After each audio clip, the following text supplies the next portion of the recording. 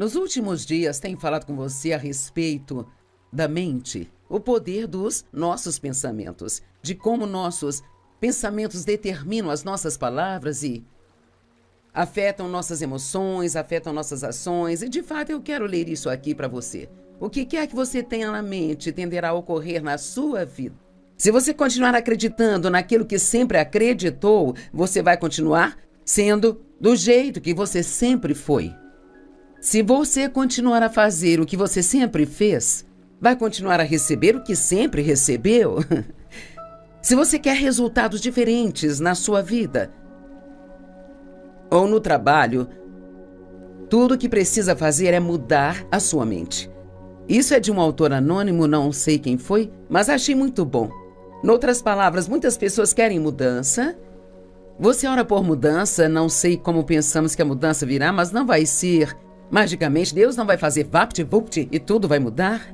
Tem sempre algo que Deus precisa nos mostrar, que nós precisamos fazer e Ele nos dará a graça para fazer. Deus não faz tudo por nós, Ele faz as coisas através de nós. Não podemos fazer nada sem Ele, sabe? Mas Ele não faz a nossa parte. Sempre digo que somos parceiros de Deus. Ele tem a parte dele e nós temos a nossa parte. Não posso fazer a parte dele e ele não vai fazer a minha parte. Agora, há vários anos escrevi um livro chamado Pensamentos Poderosos. E é um livro sobre ensinar as pessoas a pensar as coisas de propósito. E é realmente sobre isso que temos falado nos últimos dias, como você pode pensar as coisas de propósito. Não tem que pensar em tudo que vem à sua cabeça. Você pode pensar as coisas de propósito e você deve pensar de acordo com o que você quer ter na sua vida, sabe? Não de acordo com o que você tem.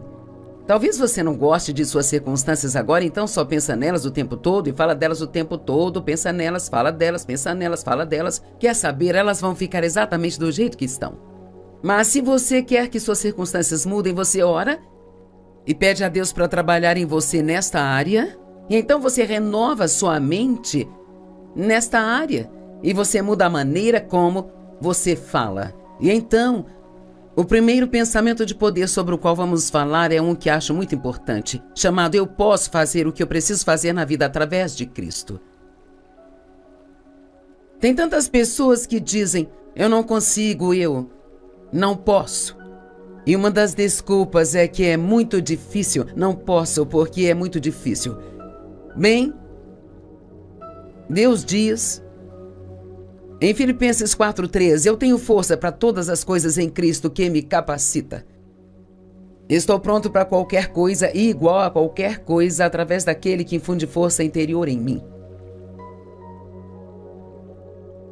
Sou autossuficiente na suficiência de Cristo, Filipenses 4:13. Então pense nisso. Eu digo que milagres vêm do conseguir e não do eu não consigo. Vamos tirar o eu não consigo do nosso vocabulário e dizer eu posso todas as coisas através de Cristo que me fortalece. Sabe, quando você tem um desafio que não está esperando, não diga eu não consigo suportar isso, não consigo fazer isso, eu não consigo aturar, eu não consigo mais lidar com isso. Porque a Bíblia diz que Deus nunca permitirá que venha sobre você mais do que possa suportar, mas com cada tentação Ele também fornece a saída.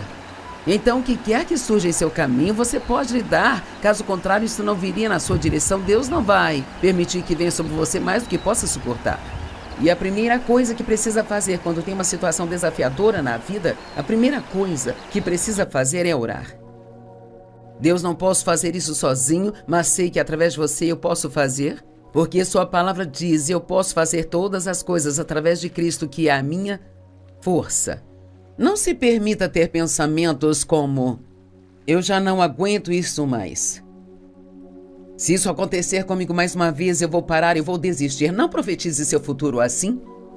As palavras que você disser agora será a vida que viverá amanhã. É muito importante dizer o que você quer, não dizer o que tem. Em Marcos 11, a Bíblia diz, se você falar com um monte e disser para se mover, ele se moverá. Isto é um exemplo. Claro, não estamos falando de um monte físico, mas de um monte de problemas na sua vida. Na verdade, ele está dizendo, fale com seus problemas. Bem, o que fazemos é falar dos problemas em vez de falar com os nossos problemas. E temos de falar o que a palavra de Deus diz. Passei os últimos dias falando sobre pensamentos. O que quer que esteja em seus pensamentos sai da sua boca.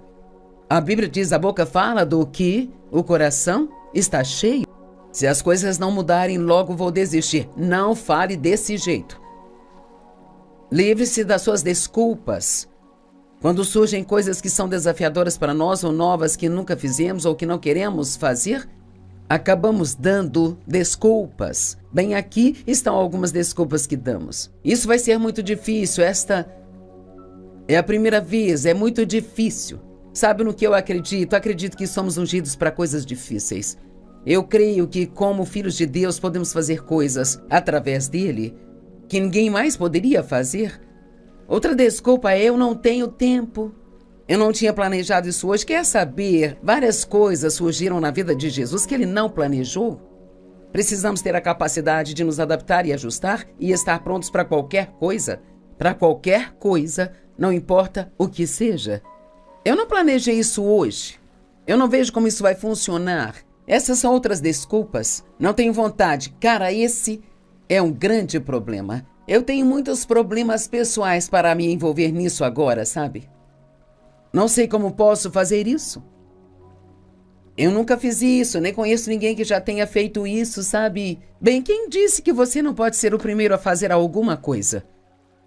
Sabe, quando Deus me chamou para ensinar a palavra há 45 anos, havia poucas mulheres ensinando a palavra de Deus. Essa foi uma das coisas que as pessoas me disseram, as mulheres não fazem isso. Bem, o que Deus me chamou para fazer se as mulheres não fazem isso? Eu disse, as mulheres não fazem isso e ele me lembrou que sabia qual era o meu sexo quando me chamou. E tenho feito isso há 45 anos, então acho que as pessoas estavam erradas e Deus estava certo. Deus usa quem Ele quer, Ele usou até uma mula para falar com o profeta uma vez. Tudo o que temos a fazer é estar disponíveis. Honestamente, você nem precisa ter tanta habilidade, só diz, Deus, aqui estou eu, envia-me. Eu quero fazer o que você quer que eu faça na vida. Eu não tenho ninguém para me ajudar. Outro grande problema. Eu tenho medo. Esse é um outro grande problema. Outro grande problema. Eu estou com muito medo, bem? Quem disse que você não pode fazer com medo? Sabe, a palavra medo significa fugir ou levantar voo. Não é sobre você ficar nervoso, apavorado ou tremendo, suando. Medo significa fugir de algo. E coragem é, na verdade, agir diante do medo. Só porque você sente medo não significa que não pode fazer o que Deus está lhe pedindo para fazer. Sabe, teve muitas vezes que eu senti muito medo, mas apenas fui um pouco mais fundo, eu fui em frente, fiz o que Deus me pediu para fazer. E é incrível o que você pode fazer se não deixar o medo te parar. E esse é exatamente o propósito do medo. Parar você, te impedir de seguir em frente na vida.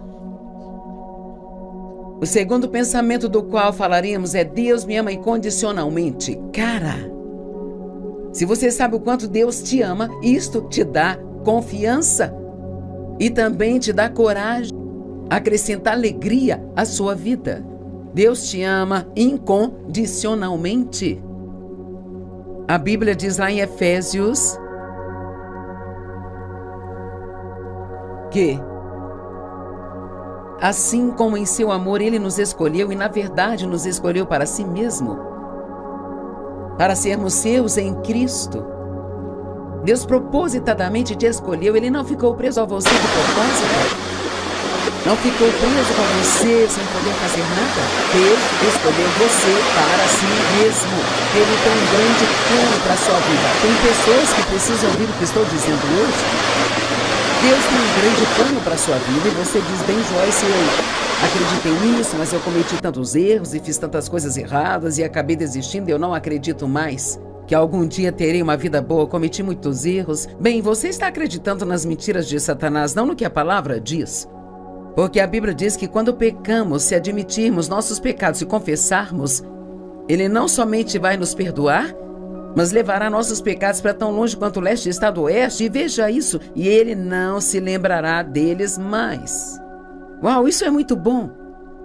Então, quando você ora e pede a Deus que te perdoe por algo, Ele te perdoa e esquece. Então, se você voltar no dia seguinte e falar com ele sobre isso, estará falando de algo que ele nem se lembra mais. Deus te ama incondicionalmente, isso não significa ver quantas coisas estúpidas podemos fazer de propósito, mas precisamos saber que Deus, Ele nos ama. O próximo pensamento de poder é: eu não viverei com medo. Não saia por aí dizendo: eu tenho medo disso, tenho medo daquilo, medo disso, medo daquilo. Mas Joyce, eu estou com medo. Pare de falar essas coisas. Comece a dizer: eu não terei medo. Se disser algo muito tempo, você começa a acreditar, e no minuto em que acredita, aquilo começa a acontecer na sua vida. Uma das formas pelas quais aprendemos a crer na palavra de Deus é declarando a palavra de Deus. Fale em voz alta, você acredita mais no que você ouve do que em qualquer outra pessoa, e então declare a palavra: eu não vou viver com medo.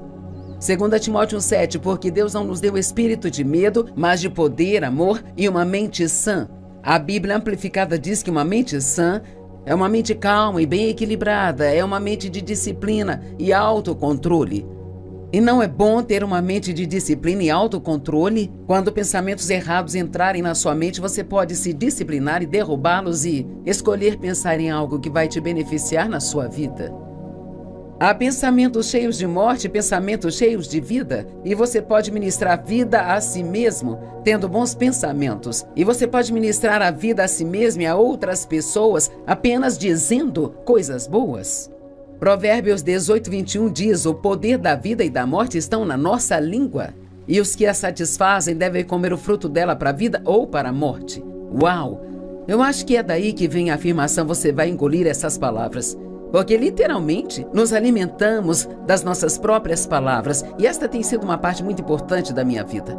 Realmente aprender a falar a palavra de Deus. Muitos anos atrás, quando, bem antes que eu ouvisse alguém ensinar sobre o poder da língua, eu era uma pessoa muito negativa, cresci em circunstâncias negativas, eu tinha sido abusada e maltratada. Me casei com o primeiro homem que apareceu porque achava que ninguém iria me querer, e ele abusou de mim por mais 5 anos, vadiando com outras mulheres, não trabalhava e nunca supriu a nossa casa. Então, quando eu tinha 23 anos de idade, realmente não conseguia me lembrar de algum dia ter sido feliz.